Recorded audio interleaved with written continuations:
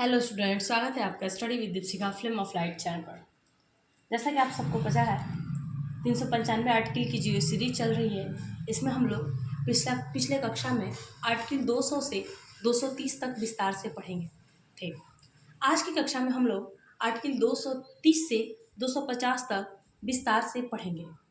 और मज़ेदार बात ये है कि हम लोग एक भी आर्टिकल नहीं छोड़ेंगे, चाहे वो जो भी हो। Know your article, know your constitution का ये सीरीज चल रहा है और इस सीरीज में हम लोग कंप्लीट आर्टिकल्स को पढ़ेंगे और अपने अधिकार को समझेंगे। तो मुझे उम्मीद है कि आपको ये सीरीज़ पसंद आ रही होगी। पिछले कुछ दिनों में ये सीरीज़ डिस्टर्ब हो गई थी just because of festival seasons and other moments, but I promise you इसको हम लोग कंटिन्यू करेंगे और बहुत जल्द कंप्लीट करेंगे। इसके बाद डे टू डे हम लोग एक नए टॉपिक्स को जानेंगे जो आपके एग्ज़ाम पॉइंट ऑफ व्यू से वेरी वेरी इंपॉर्टेंट होगा। तो चलते हैं आर्टिकल के इस सीरीज में, शुरुआत करते हैं आज की कक्षा की और एक पॉजिटिव ऊर्जा के साथ, जो है कि खुद को इतना बेहतर बनाओ कि दुनिया आपकी तरह बनने की चाह रखे। खुद को इतना बेहतर बनाओ कि दुनिया आपकी तरह बनने की चाह रखे। So work on your self, don't think कि वो ऐसा है, ये वैसा है, मैं कैसा हूँ। Just work on your self, है ना। Everybody wants to be like you. Okay, तो चलते हैं आज की कक्षा की ओर। आज का जो विषय वस्तु है आप लोग देख पा रहे होंगे, अनुच्छेद 231। इसमें कहता है कि 2 या 2 से अधिक राज्यों के लिए एक हाई कोर्ट की स्थापना, establishment of one high court for 2 और 2+ स्टेट्स, है ना। इसमें कहता है 2 या 2 से अधिक राज्यों के लिए एक कॉमन हाई कोर्ट की स्थापना की जाएगी। इसमें आर्टिकल 231 में बताया गया है, अनुच्छेद 231। आप याद रखेंगे, स्पष्ट शब्दों में 2 या 2 से अधिक राज्यों के लिए एक हाई कोर्ट का स्थापना होगा, ऐसा कहता है अनुच्छेद 231। अनुच्छेद 232 कहता है निषिद्ध, यानी कि ये जो है वर्तमान में आर्टिकल जो है खत्म कर दिया गया है, ये नहीं किया है, निरस्त कर दिया गया है, ये लागू नहीं है। आर्टिकल अध्याय 6 अधीनस्थ न्यायालय अनुच्छेद 233 से 237 के बारे में बताता है। इसमें आप देखेंगे न्यायालय, अधीनस्थ न्यायालय कौन कौन से होते हैं। अनुच्छेद 233 जो बोलता है कि जिला न्यायाधीशों की नियुक्ति, अपॉइंटमेंट ऑफ डिस्ट्रिक्ट जजेस, है ना। अब आपको बताना होगा कि आपको पता होना चाहिए कि सुप्रीम कोर्ट और हाई कोर्ट के जज की नियुक्ति कौन करता है? राष्ट्रपति, है ना। सुप्रीम कोर्ट और हाई कोर्ट के जज की नियुक्ति कौन करता है? राष्ट्रपति करता है। वहीं डिस्ट्रिक्ट कोर्ट के जज की नियुक्ति करता है गवर्नर। आपको याद होगा कि सुप्रीम कोर्ट और हाई कोर्ट के जजों की नियुक्ति कौन करता है? वो करता है आपका कौन? राष्ट्रपति जी, जबकि डिस्ट्रिक्ट कोर्ट के जज की नियुक्ति करता है गवर्नर। आप कमेंट बॉक्स में जरूर लिख के बताएंगे कि सुप्रीम कोर्ट और हाई कोर्ट के जज की नियुक्ति कौन करता है और डिस्ट्रिक्ट कोर्ट की नियुक्ति कौन करता है। अब अनुच्छेद 234 पे चलते हैं। अनुच्छेद 234 बताता है न्यायिक सेवा में डीजे से भिन्न नियुक्ति। इसमें कहता है कि अदर जजेज, जैसे बिहार जुडिशियल, यूपी जुडिशियल के एग्जाम में जो पास करके आते हैं, वो आपका अपॉइंट किसके द्वारा अपॉइंट किए जाते हैं? उनको अपॉइंट गवर्नर करता है। डायरेक्ट एग्जाम दे करके वो आते हैं, वैसे लोगों को कौन करता है? अपॉइंटमेंट गवर्नर करता है ना। आप याद रखेंगे। आर्टिकल 235 जो कहता है 234, है ना, वही बातें कह रहा है कि राज्यपाल जो है उनको अपॉइंट करता है। आर्टिकल 235 कहता है अधीनस्थ न्यायालयों पर नियंत्रण, high court. Article 235 control over सब ऑर्डिनेट कोर्ट, हाई कोर्ट, है ना।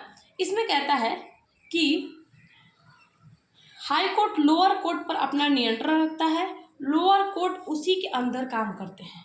हाई कोर्ट किसके अंदर? लोअर कोर्ट के अंदर अपना कंट्रोल करता है और लोअर कोर्ट जो है उसी के अंदर काम करता है। किसके अंदर? हाई कोर्ट के अंदर में। अब आर्टिकल 236 कहता है कि निर्वाचन 2, है ना, जिला न्यायाधीश न्यायिक सेवा। आर्टिकल 236 कहता है इंटरप्रिटेशन टू डिस्ट्रिक्ट जजेस जुडिशियल सर्विसेज।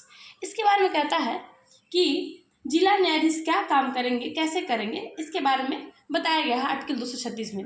ये आपके एग्जाम पॉइंट ऑफ व्यू से इम्पोर्टेंट नहीं है, बट हम लोग जब एक एक आर्टिकल पढ़ रहे हैं इसलिए मैंने इसको भी शामिल कर दिया है। अब आर्टिकल 237 पे आते हैं। आर्टिकल 237 कहता है कुछ वर्गों या वर्गों के मजिस्ट्रेटों पर इस अध्याय प्रावधानों को लागू होना राज्यपाल लोक अधिसूचना द्वारा नियत तारीख से, है ना। इसमें कहता है आर्टिकल 237 में कि मजिस्ट्रेट कई प्रकार के होते हैं, आपको पता होना चाहिए। हर आदमी जो मजिस्ट्रेट होता है वो जज नहीं होता, ये बात स्पष्ट रखेंगे अपने मन में। मजिस्ट्रेट दंडाधिकारी को कहते हैं।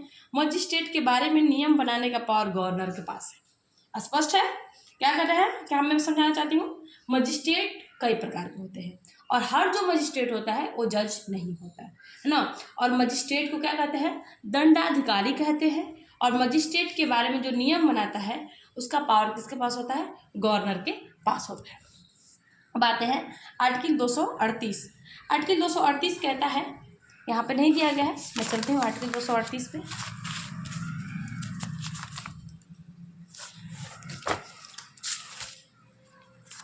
आर्टिकल 238 निरस्त कर दिया गया है, मैं बताते चलती हूँ आपका, है ना। इसमें कहा गया है कि इसको कैंसिल कर दिया गया है, आपको जानना जरूरी नहीं है। कुछ राज्य भाग जो देसी रियासत थे उन्हें हम लोगों ने क्या कर दिया है, कैंसिल कर दिया गया है। यहाँ पर लिया गया है कि अनुच्छेद 238 संविधान संशोधन नियमित 1956 धारा 29 और अनुसूचित द्वारा निरस्त, यानी कि 7वें संविधान संशोधन 1956 के द्वारा कुछ आर्टिकल्स को क्या कर दिया गया है, निरस्त कर दिया गया है, खत्म कर दिया गया है। अब आ जाइए आर्टिकल 239, अनुच्छेद 239 संघ राज्य क्षेत्रों का प्रशासन, एडमिनिस्ट्रेशन ऑफ यूनियन टेरिटरीज, है ना। संघ राज्य क्षेत्रों के प्रशासन की बात करता है आर्टिकल 239। आर्टिकल 239 इसमें कह रहा है कि ये पावर राष्ट्रपति के पास है। किसके पास है, राष्ट्रपति के पास है। आर्टिकल 239 कह रहा है, आर्टिकल 239 से कुछ यूनियन टेरिटरीज के लिए स्थानीय विधानमंडल या मंत्रिपरिषद या दोनों का सृजन संसद विधि द्वारा पुडुचेरी और जम्मू कश्मीर जैसे, आपको याद होना चाहिए। इसमें कहता है कि ये सारे पावर किसके पास है, राष्ट्रपति जी के पास है। यूनियन टेरिटरी के लिए विधानमंडल बनेगा, है ना। पार्लियामेंट क्या करेगा, विधानमंडल बनाएगा। और इसमें जो है दिल्ली शामिल नहीं होगा। आर्टिकल 239 कहता है, पढ़ लीजिएगा, इंपॉर्टेंट है, ठीक है। और अनुच्छेद 239 के ए आप याद रखेंगे। इसमें कह रहा है दिल्ली के संबंध में विशेष प्रावधान, एग्जाम में पूछ देता है, ध्यान रखेंगे। कह रहा है कि 69th amendment CA 1991 national capital territories कह रहा है दिल्ली के मुख्यमंत्री की नियुक्ति भारत के राष्ट्रपति करते हैं और दिल्ली में क्या है, विधानसभा है। दिल्ली में क्या है, विधानसभा है। आर्टिकल 239 AB कहता है संवैधानिक तंत्र की विफलता पर उपबंध। 239 A क्या कहता है, संवैधानिक AB क्या कहता है, संवैधानिक तंत्र की विफलता पर उपबंध। इसमें कह रहा है ये एकमात्र यूनियन टेरिटरीज है ना, जिसमें खुद का हाईकोर्ट होता है। किसके बारे में, दिल्ली के बारे में। 239 AB में कहता है जैसे राज्यों में राष्ट्रपति शासन होता है। अनुच्छेद 356 और 352 में राष्ट्रीय आपात की वैसी बात की गई है। वैसे यूनियन टेरिटरीज में अगर वहाँ कॉन्स्टिट्यूशन के अकॉर्डिंग गवर्नमेंट नहीं चल रही है तो वहाँ पे 239 B में ऐसा प्रावधान किया गया है। अब आर्टिकल 239 B प्रशासक द्वारा अध्यादेश, है ना। इसके बारे में जो है प्रेसिडेंस ऑर्डिनेंस इशू करता है, आपको पता होना चाहिए, आर्टिकल 123 के तहत, है ना। और गवर्नर ऑर्डिनेंस इशू करता है आर्टिकल 213 के तहत, आपको पता है ना। अब तो अभी हम लोग पढ़ चुके हैं कि जो है ये याद रखेंगे, प्रेसिडेंट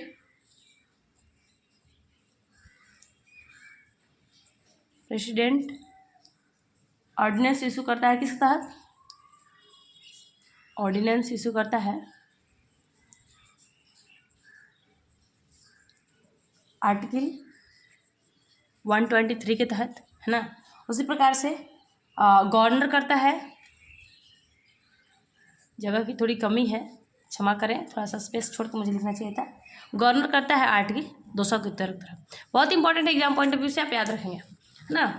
फिर आर्टिकल 240 कहता है कि कुछ संघ राज्य क्षेत्रों के लिए विनियम बनाने की राष्ट्रपति की शक्ति, है ना।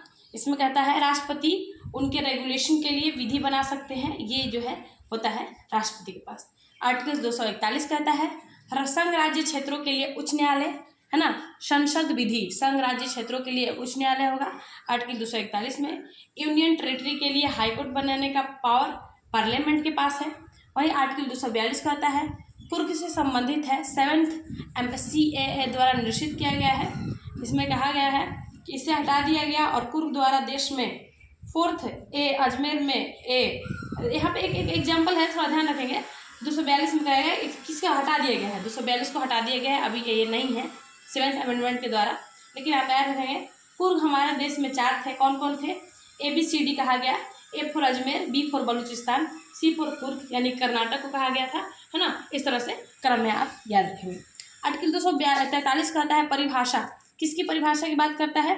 अब जो है आपके एग्जाम में ये जो है यहाँ से थोड़ा इंपॉर्टेंट हो जाता है। आर्टिकल 243 से ये एग्जाम में अक्सर पूछता है। डेफिनेशन के बारे में क्या है ना, नगर पंचायत के डिफिनेशन के बारे में बताया गया है आर्टिकल 243 में। आर्टिकल 243 एक ग्राम सभा के बारे में दिया गया है कि ग्राम सभा क्या होता है।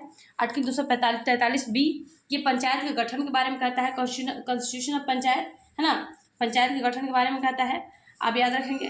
फिर आर्टिकल 243 आपको याद होना चाहिए, आर्टिकल 243 से 243O, है ना, पंचायत है ना। पंचायत कहाँ तक है, पंचायत याद रखेंगे आप लोग, 243 से 243O है। भाग 9 की बात करता है ये, भाग 9, है ना। और शहरी यानी कि 243ZH से 243ZT की बात करता है।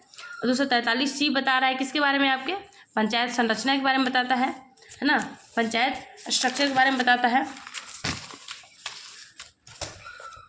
243D कहता है आरक्षण, आर्टिकल 243D किसके बारे में बताता है, आरक्षण के बारे में बताता है। आर्टिकल 243E कहता है अवधि, टाइम पीरियड के बारे में बताता है ना। आपको याद होना चाहिए आर्टिकल 243 इंपॉर्टेंट है, ये एग्जाम पॉइंट ऑफ व्यू से जो है बहुत इंपॉर्टेंट है। इसमें कहा गया है कि संसद में महिलाओं को 33% आरक्षण मिलेगा, बाकी स्टेट पे डिपेंड करेगा, इस आरक्षण को क्या कर सकता है, घटा बढ़ा सकता है। आपको पता है कि बिहार ऐसा एकमात्र राज्य है जहाँ पे महिलाओं को 50% आरक्षण मिला हुआ है। तो ये आपके लिए एक गुड एग्जाम्पल होगा, आप याद करेंगे आर्टिकल 243D के तहत। अनुच्छेद 243E कहता है अवधि के बारे में बताता है ना। समय अवधि, पंचायतों की अवधि कितने वर्ष की होती है, 5 वर्ष की होती है, यह प्रथम बैठक में ही डिसाइड हो चुका था। वैसे अनुच्छेद 243J ये कहता है राज्य के पंचायत के गठन के बारे में कहता है। 243I कहता है वित्त आयोग के बारे में बताता है। 243 के निर्वाचन के बारे में कहता है ना। निर्वाचन आयोग की नियुक्ति कौन, राज्य के निर्वाचन आयोग की नियुक्ति राज्यपाल करता है ना। उसके बाद जो है नगर पालिका पे आते हैं, अनुच्छेद 243B इसमें डिफिनेशन दिया गया है, नगर पालिका के डिफिनेशन के बारे में कहा गया है अनुच्छेद 243P में। 243Q बताता है नगर पालिका के गठन के बारे में, है ना, स्ट्रक्चर ऑफ आपका म्यूनिसिपालिटीज। उसके बाद जो है 243R संरचना की बात करता है। उसके बाद जो है 243D आरक्षण की बात करता है, वहीं रिजर्वेशन वाली बातें आ जाएंगी। 243ZD ये डिस्ट्रिक्ट प्लानिंग कमेटी की बात करता है ना। आपको जो 243R मैंने बताया उसमें नगर पालिका के संरचना के 3 प्रकार होते हैं, आपको पता होना चाहिए। नगर पंचायत के मेंबर, नगर पंचायत, नगर परिषद और नगर निगम, है ना। नगर पंचायत के मेंबर को बोलेंगे, ये काउंसिल हो जाएगा, और म्यूनिसिपल कॉर्पोरेशन हो जाएगा। ये सब आप लोगों ने पढ़ रखा है, बाकी हम लोग जो है विस्तार से देख रहे हैं। आर्टिकल 243 जो हम लोग पढ़ लिए, उसमें आरक्षण की बात क्या है, 33% क्या, है ना। ये इंपॉर्टेंट है आपके एग्जाम में। पंचायत में 243D है, वो भी इंपॉर्टेंट है। 243ZT है, हर जिला में डिस्ट्रिक्ट प्लानिंग कमेटी होती है, आप याद रखेंगे, इंपॉर्टेंट है। ZD है ना, 243ZD आपके लिए इंपॉर्टेंट है। हाँ, ये जो है आपके लिए इंपॉर्टेंट है। इसमें क्या कहता है, हर जिला में क्या कहता है, एक डिस्ट्रिक्ट प्लानिंग कमेटी होती है। अनुच्छेद 9 भाग B में सहकारी समितियां है, आप याद रखेंगे। इसमें उतना डीप नहीं पूछता है, पर पूछ देगा कि कहाँ कहाँ से सहकारी समितियां कहाँ से कहाँ तक हैं, तो आप बताएंगे। ZH से ZJ तक है ना। उसमें आपका जो आर्टिकल 243 ZH परिभाषा की बात करता है। 243 H के बाद I जो है सहकारी समितियों का समामेलन के बारे में बात करता है, और ZJ बोलता है बोर्ड सदस्य संख्या के बारे में। उसके बाद जो है पार्ट जो है 10 है, SC और ST की बात करता है। इसमें अनुसूचित और जनजातीय क्षेत्र अनुच्छेद 244 से 244A तक है। पार्ट 11 है, अनुच्छेद 245 से 263 तक, है ना। और जो है सेंट्रल स्टेट रिलेशन की बात करता है पार्ट 11 में। केंद्र राज्य के विधायी संबंध के बारे में बताता है। अनुच्छेद 245 है संसद विधानमंडल विधि और विस्तार के बारे में बताता है ना। उसके बाद जो है parliament extension of legislative status, मतलब कितना तक ये जो है विस्तार हो सकता है। आर्टिकल 246A है जीएसटी के संबंध में बताता है ना, रिलेशन ऑफ जीएसटी। उसके बाद अनुच्छेद 246 है विधियों की विषय वस्तु, यानी कि आर्टिकल 246 कहता है subject matter of subject list. उसके बाद आर्टिकल 243 है ये अतिरिक्त न्यायालय स्थापना है ना, ये संसद कर सकता है, इसके बारे में दिया गया है। उसके बाद अनुच्छेद 248 है अवशिष्ट शक्तियाँ, आर्टिकल 248 में दिया गया है, एक्स्ट्रा शक्तियाँ जो है किसके पास दिया गया है। फिर आर्टिकल 249 है राष्ट्रीय हित संसद शक्ति, list of state power and parliament to in national interest. इसमें सब कुछ इंपॉर्टेंट नहीं है पर मैंने आपको बता दिया क्योंकि आपको जानना चाहिए। अनुच्छेद 250 है आपात में राज्य सूची और संसद शक्ति, article 250 list of state in emergency power of the parliament.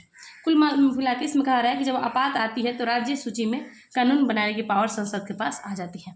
और 249 में कही गई है अगर कोई राष्ट्रीय हित का विषय है तो उस पर राज्यसभा कानून बना सकती है, ये पावर राज्यसभा के पास है ना। आप कुल मिला के चीज़ों को समझेंगे। एक क्विकली हम लोग रिवीजन पकड़ेंगे एकदम क्विकली, 5 मिनट में चीज़ों को कवर कर लेंगे हम लोग। आर्टिकल 231 से पढ़ रहे हैं। आर्टिकल 231 है दो या दो अधिक राज्यों के लिए एक सुप्रीम कोर्ट का स्थापना। आर्टिकल 232 को निरस्त कर दिया गया है। आर्टिकल 243 जिला न्यायाधीशों की नियुक्ति की बात है। आर्टिकल 234 न्यायिक सेवा की बात करता है। आर्टिकल 235 अधीनस्थ न्यायालयों के नियंत्रण की बात करता है। आर्टिकल 236 निर्वाचन टू जिला न्यायाधीशों नियुक्ति सेवा न्यायिक सेवा के बारे में बताता है। आर्टिकल 237 कुछ वर्गों या वर्गों के मजिस्ट्रेटों पर अध्यायक प्रधानों को लागू होना। आर्टिकल 238 जो बताता है ये जो है निरस्त कर दिया गया है 17वें संविधान संशोधन के द्वारा। उसके बाद भाग 8 राज्य संघ राज्य क्षेत्र 239 से 242 इंडियन टेरिटरीज की बात करता है। 239 कहता है संघ राज्य क्षेत्र का प्रशासन। 239A कुछ यूनियन टेरिटरीज के लिए स्थानीय विधानमंडल या मंत्रिपरिषद या दोनों का सृजन। 239A दिल्ली के संबंध में विशेष प्रावधान। 239AB संवैधानिक तंत्र की विफलता पर उपबंध। 239AB प्रशासक द्वारा अध्यादेश। अनुच्छेद 240 कुछ राज्य संघ राज्य क्षेत्रों के लिए विनियमन बनाने की राष्ट्रपति की शक्ति। 241 संघ राज्य क्षेत्रों के लिए उच्च न्यायालय। 242 कुर्ग से संबंधित। 243 परिभाषा। 243A ग्राम सभा। 243B पंचायत गठन। 243C पंचायत संरचना। 243D आरक्षण। 243E अवधि की बात करता है समय पीरियड। अनुच्छेद 243I वित्त आयोग की बात करता है। अनुच्छेद 243K निर्वाचन की बात करता है। 243P नगर पालिका का परिभाषा दिया गया है। 243Q नगर पालिका गठन की बात किया गया है। अनुच्छेद 243R संरचना की बात करता है। अनुच्छेद 243T आरक्षण की बात करता है। अनुच्छेद 243JD डिस्ट्रिक्ट प्लानिंग कमेटी की बात करता है। अनुच्छेद 243ZE महानगर योजना समिति की बात करता है। अनुच्छेद भाग 9B सहकारी समितियाँ, इसमें जो है अनुच्छेद 243ZH परिभाषा दिया गया है। इसमें 243ZI सहकारी समितियों का सम्मेलन की बात किया गया है। अनुच्छेद 243ZG बोर्ड सदस्य पदाधिकारी संख्या के बारे में बताता है। पार्ट 10 अनुसूचित और जनजातीय क्षेत्र अनुच्छेद 244 से 244A। पार्ट 11 अनुच्छेद 245 से 263 संघ और राज्य संबंध स्टेट सेंटर रिलेशन की बात करता है। केंद्र राज्य के विधायी संबंध। अनुच्छेद 245 संसद विधानमंडल विधियों का विस्तार एक्सटेंशन ऑफ लेजिस्लेटिव स्टेटस। अनुच्छेद 246A जीएसटी के संबंध में बात करता है। अनुच्छेद 246 विधियों की विषय वस्तु के बारे में बताता है। अनुच्छेद 247 अतिरिक्त न्यायालय स्थापना संसद establishment of additional court and parliament. और अनुच्छेद 248 अवशिष्ट शक्ति यानी कि residual power of the state. उसके बाद अनुच्छेद 249 राष्ट्रीय हित संसद शक्ति list of the state power of the parliament in national interest. इसमें आपको बताया गया कि अगर कोई राष्ट्रीय हित का विषय है उस पर राज्यसभा कानून बना सकती है, ये पावर राज्यसभा के पास दिया गया है।